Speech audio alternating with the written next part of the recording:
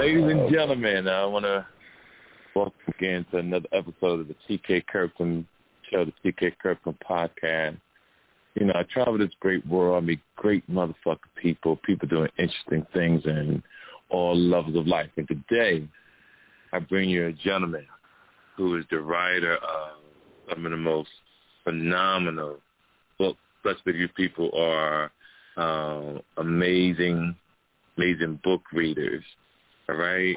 JaQuavis Coleman, ladies and gentlemen. Let's give him a round of applause. Done a lot of great work out here. So, JaQuavis, I understand that you have a book coming out. You've been wrote books like The Dope Man's Wife, et cetera, and now you have a new one. Can you explain us and talk to us about it? Yeah, so I got a new book. It actually comes out tomorrow. Oh, it's called perfect.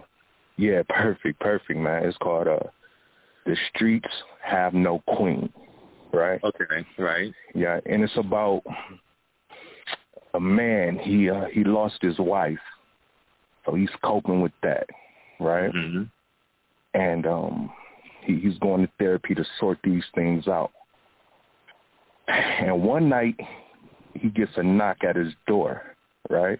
Right. And you know that he came up from the bottom, so he finally moved away from everything dark, everything, hood worthy, man. He really, made it. So when he answered the door, it's a young lady with a crying baby.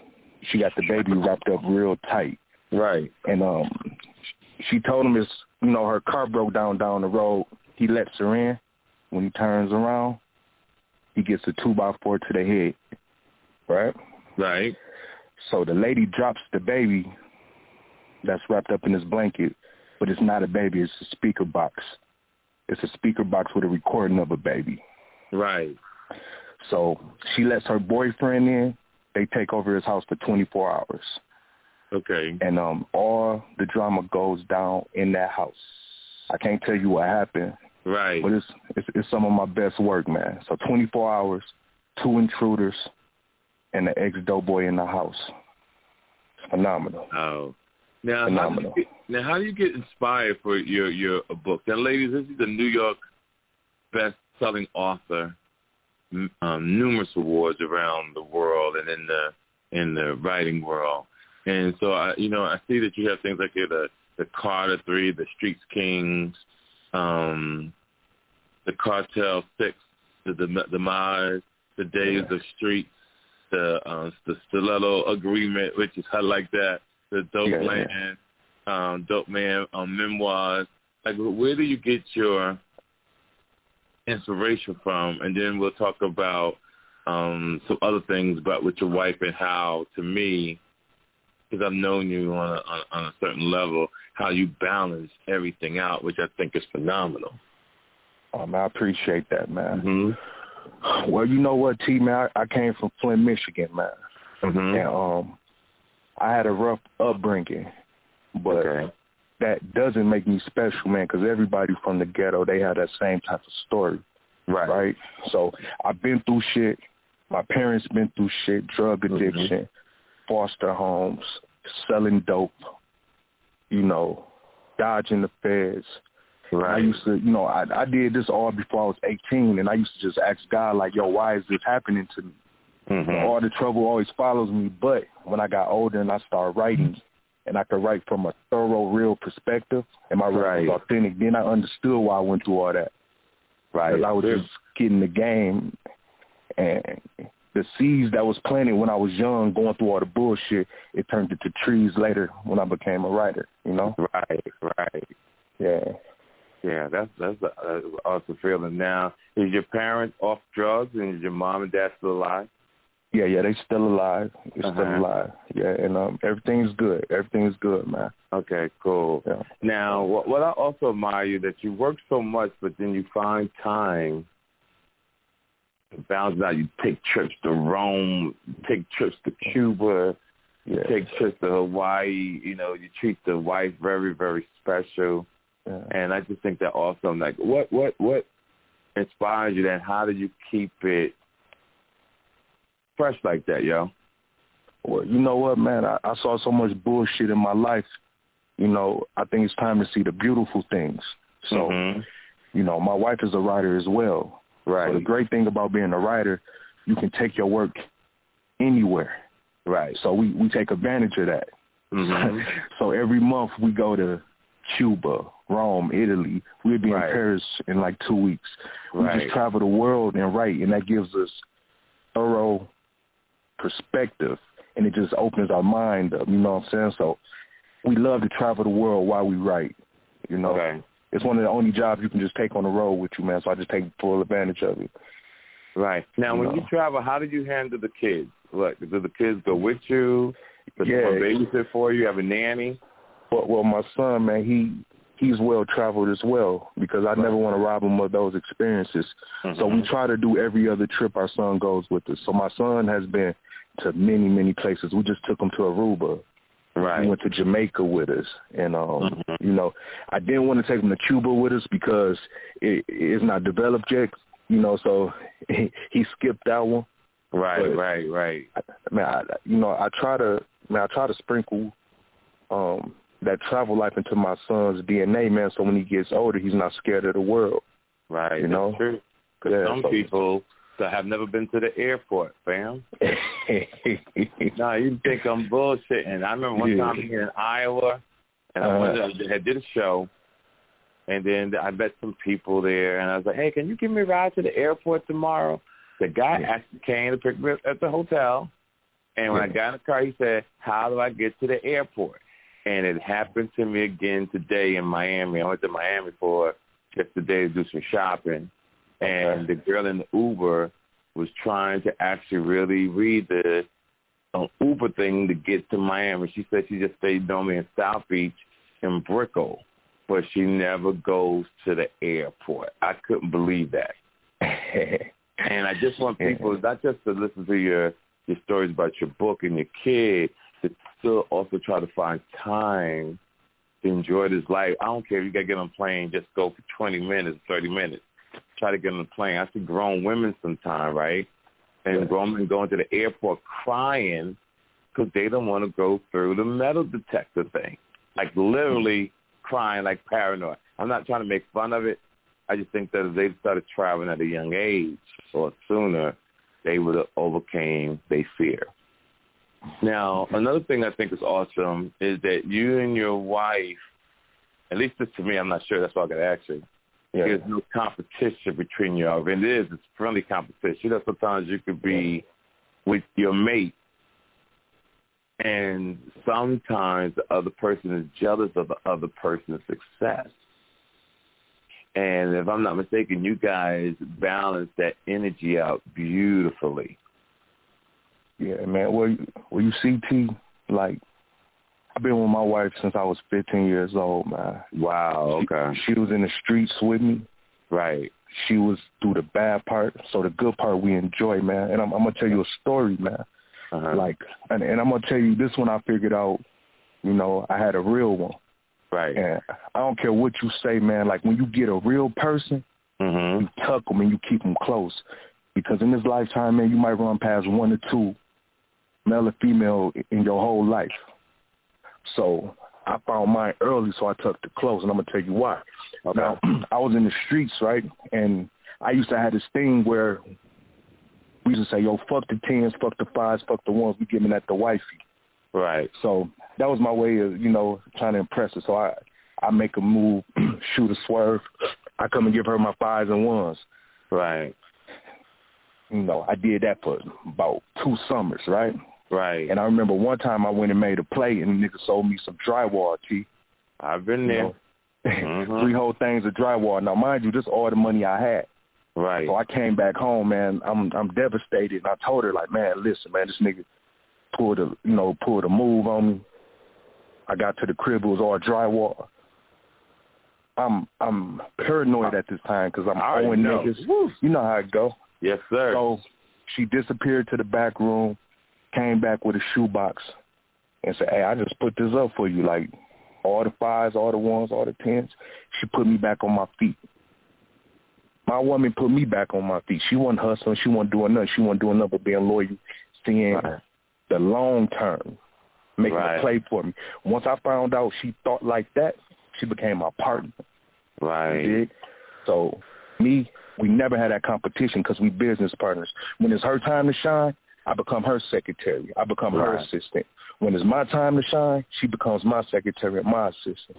And we bust some checks down together like we used to bust some other things down together. You hear me? Right. So it's a beautiful thing, man. Now, I got a creative thought, and I'm going to shoot this to you. And I think I got your next book for you. You ready? Okay. I got you. Call it Fives and Ones. All right. And it's about her going to get the shoebox to bring you the Fives and Ones to get you back on your feet. Beautiful. I think Fives and Ones. Yeah, Fives and Ones. All right, nigga, I owe you a bottle for that, man. We got to talk offline. We're going to get some money with that one. I'm going to send you a bottle for that one, T. Yeah, Fives and Ones. I'm telling you, that's a hit. Yeah, there you go. I'm telling you, that's a hit. Oh, man, that is crazy. So now what are with your books and your money with the wife and everything and how you guys handle things extremely well, what's your vision? What's your future plan? Because some people don't think down the road. Like, you already know how I think, and not so many people think the way I do. So I want to know, like, what are your intentions other than the stuff that we got going on? We don't have to talk about that. I want this to be all about you. No, T, man, you know, man, me and you think alike, man. That's why we getting this money together. That's why we business partners, man, and I respect that, man. So me and you on the same wavelength, man, so we think the same. Yes, so, sir. you know, even with the books, man, you know, I wrote 45 books, right? 45 altogether, yeah. So now we got to deal with Warner Brothers, and we also got a first look deal with NBC Universal. Right. And we got a big announcement coming, man, at the end of the year, where one of our hit books is becoming a TV show.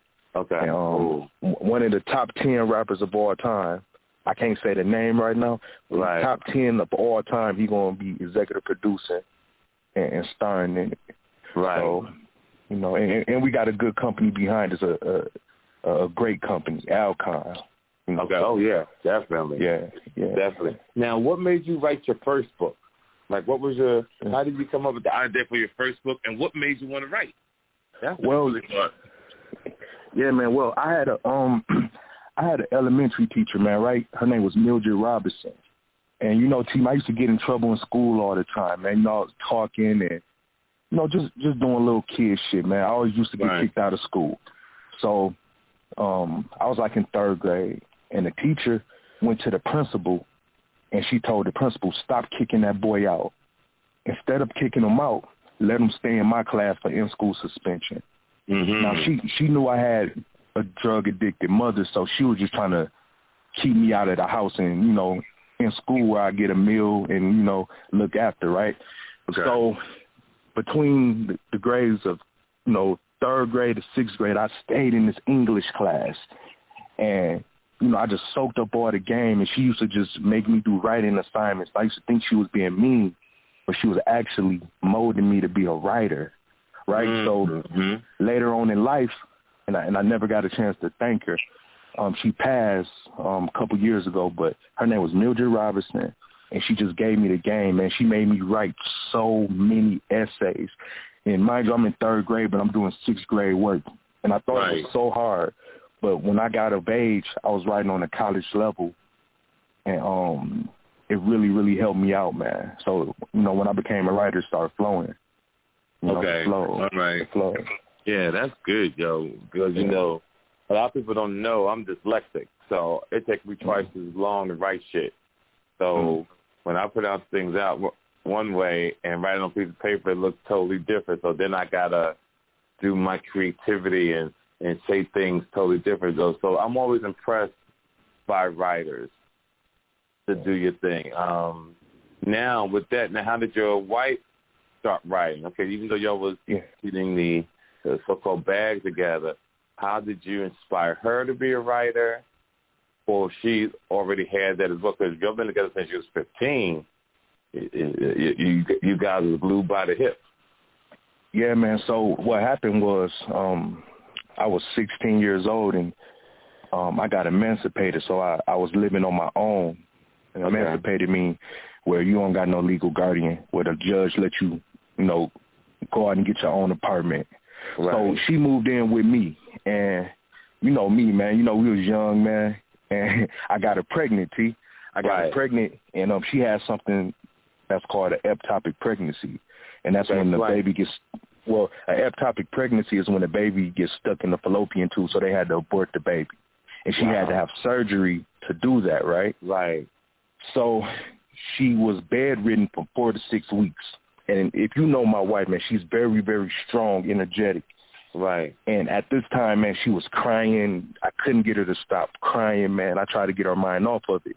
So what I did, I said, yo, let's have a competition. Let's see who can write the best book.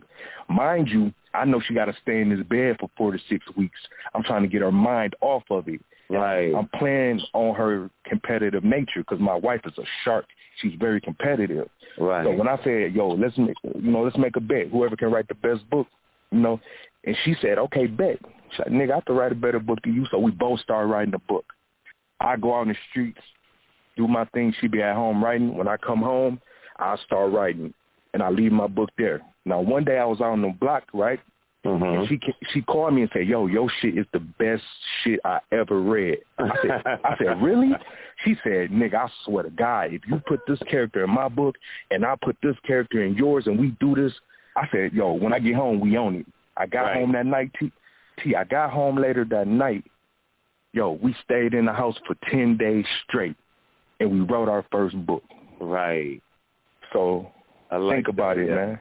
Right. I like that. I like that.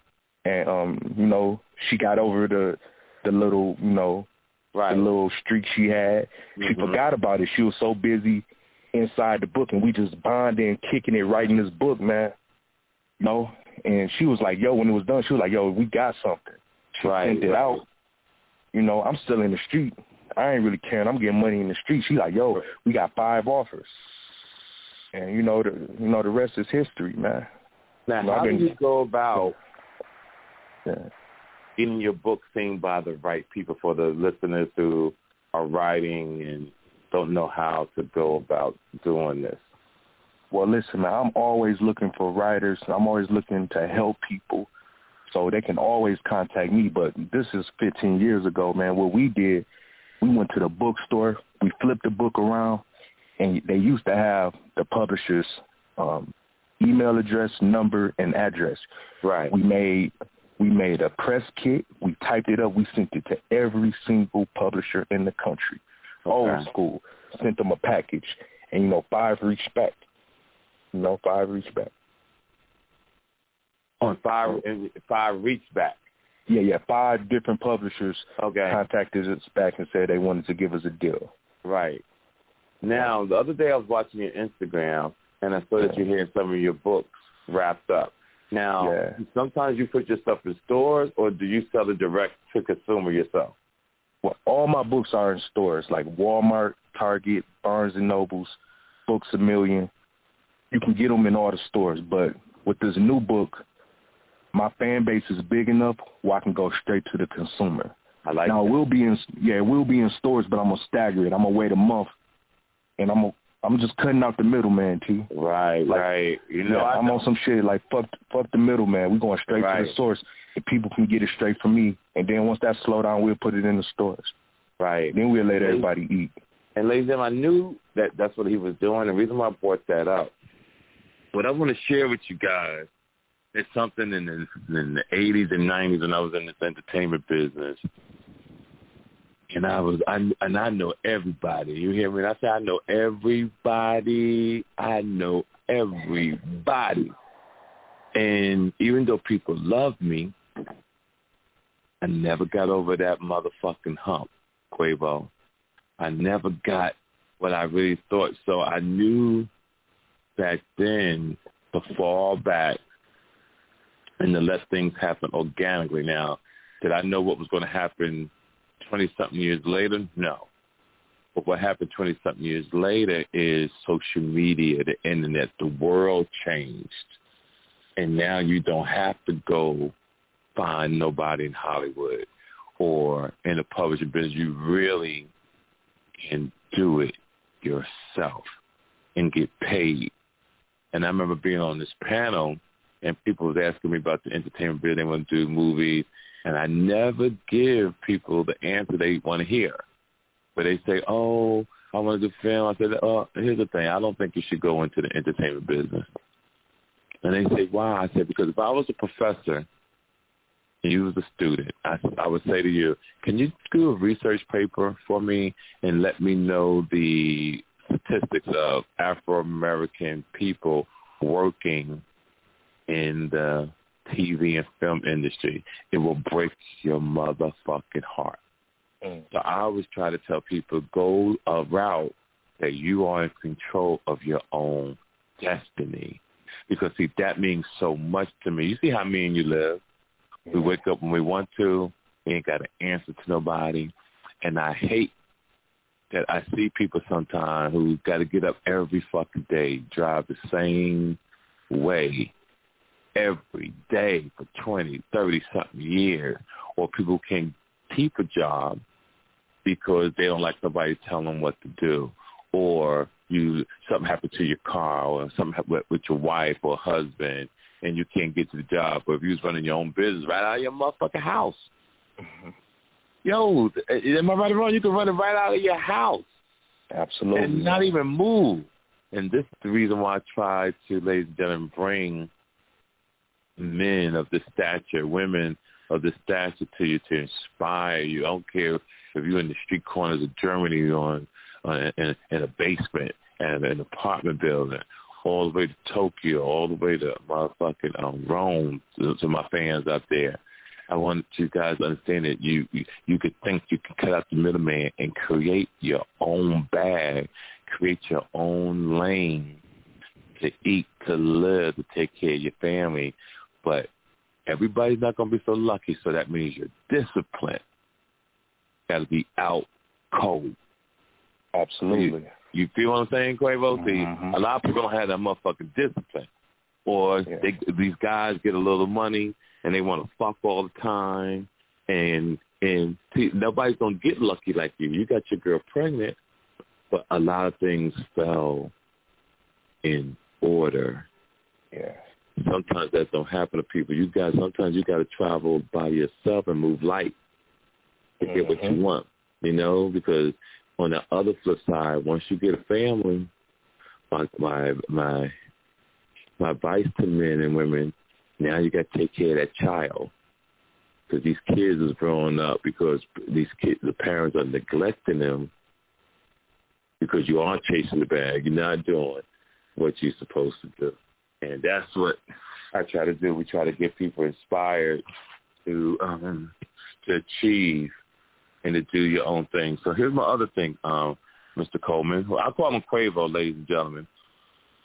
Because me and him been friends for over 3 or 4 years now, believe it or not. We took our time getting to know each other. We met through a few people, Charlamagne the Guy, and my other man that was a producer of my TK Kirkland podcast. And I hope he's doing well, too. Shout out to him. Yeah, Minna. That's my guy. Yeah. How Minna doing, by the way? Last time I talked to him, he was doing good, man. He's a good dude, real genuine. Yeah, he's a good dude. His situation got better as well? Yeah, he Gucci, man. And I met him through Taxstone. They all solid people, man. Right. Yeah. And that was that's how I really started getting into the podcast game, too, believe it or not. Because Charlamagne and them had been after me for 2 years to do it. And I didn't want to do that shit, Quavo. I was like, man, fuck that. Because I didn't even know what it was. I was calling it the iPod. So these niggas want me to do this iPod shit. I'm like, I don't know what the fuck that shit is. And everywhere I was going, it was inspiring people. And when I went on the Breakfast Club for the first time, the numbers were so amazing that I didn't know people was going to follow me like that. And that's when they reached out and said, hey, TK, do that. And then I went on Tax.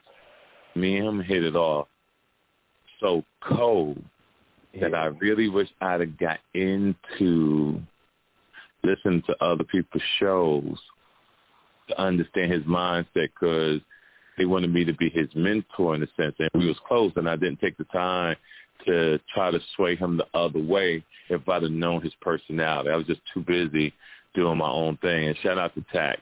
And then the other one was my man X Sensation, who was my man and who passed away a month after I did my special. Yeah, so shout out to him. Tentacion. X Tentacion, good dude, yo. Yeah. You know, so this business, you run across so many people doing so many amazing things. And like I said, I was thinking about you, and I saw that out of nowhere you popped into my head about, let me do the interview with JaQuavis Coleman. That's his name, ladies and gentlemen. JaQuavis Coleman from Flint, Michigan. Now, Mr. Coleman, tell the people if they wanted to send you something. Well, and try to get on. How do you go about it? Or you're not interested? You tell me. Well, I mean, I'm open, man. Just across all social media, it's Real JaQuavis.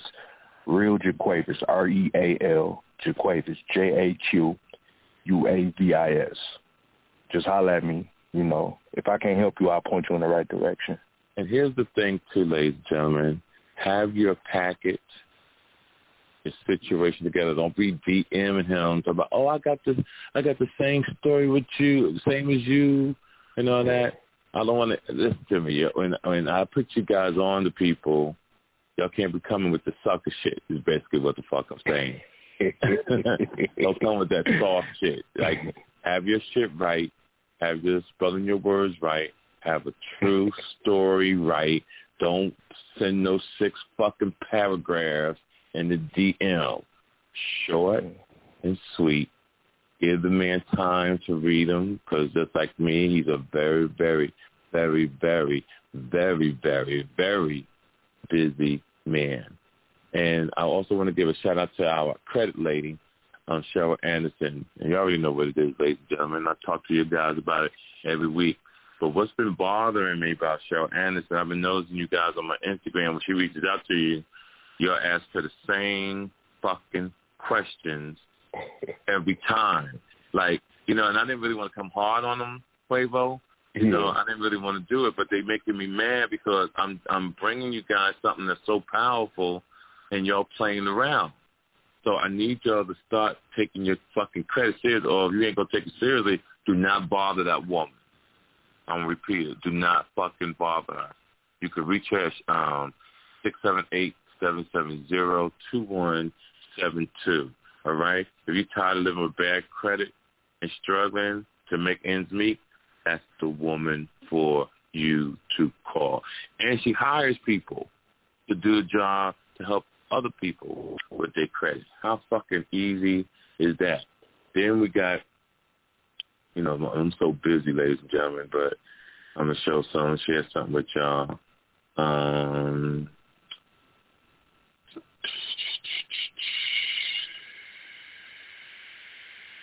I don't know why I want to say January so damn bad, but September 5th, I'm going to be in Denver, Colorado.